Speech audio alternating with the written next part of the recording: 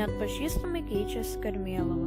Šiandien ji yra sparčiai auganti gyvenvietė prie Kauno. Karmėlavos miestelis yra įsikūręs ant kairiojo Neries kranto, tarp Zversos ir Šešuvos upelių. Pirmieji Karmėlavos gyventojai atsirado akmens amžiuje. Manoma, kad pirmą kartą dokumentuose apie Karmėlavą užsimenama 14 amžiuje, kai Lietuvos didysis kunigaikštis Jogaila įkūrė naują miestą.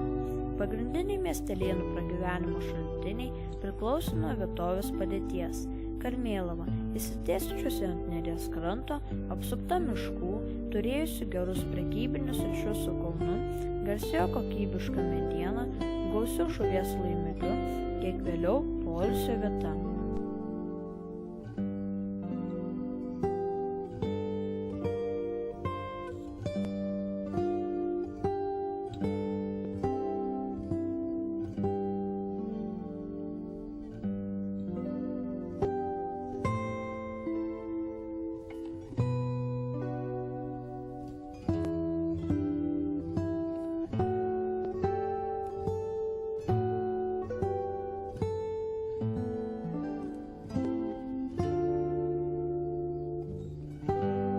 Kauno iki Karmėlavos palei kairį Neries krantą driekiasi miškų masyvai.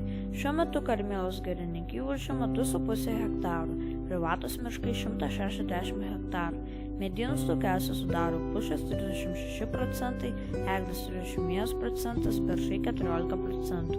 Taip pat yra drebulių, ąžuolynų, juodalksnynų ir uosynų. Iš retų augalų aptinkama miškinė meilyžė šilagėlė. Miškuose esama briedžių, šernų, stirnų, kiškių, lapių ir įvairių paukščių. Neris ir jos intaka Zversa, pagrindinės seniūnijos vandens arterijos. Neris antra pagal ilgį Lietuvos upė. Nors upės ilgis 510 km, bet per Lietuvą teka tik 234 km, o per Karmėlavos seniūniją jie vingiuoja 13 km. Upė pakankamai vandeninga, per metus vidutiniškai nuplukdo 6 kubinius kilometrus vandens. Upė plati, rami, lėta. Ties Karmėlavų yra 4 liejos – Rautonės, Rykštynės, Kalius ir Raganų. Ties Karmėlavų į nerį įteka Musinės upelis.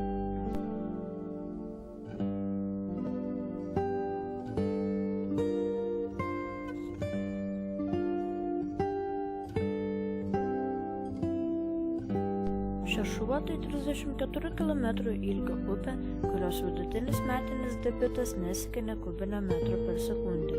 Įtekant į nerį kairiajame krante aukščiau Karmėlavos. Žemupėje upė išplatėja ir nurimsta.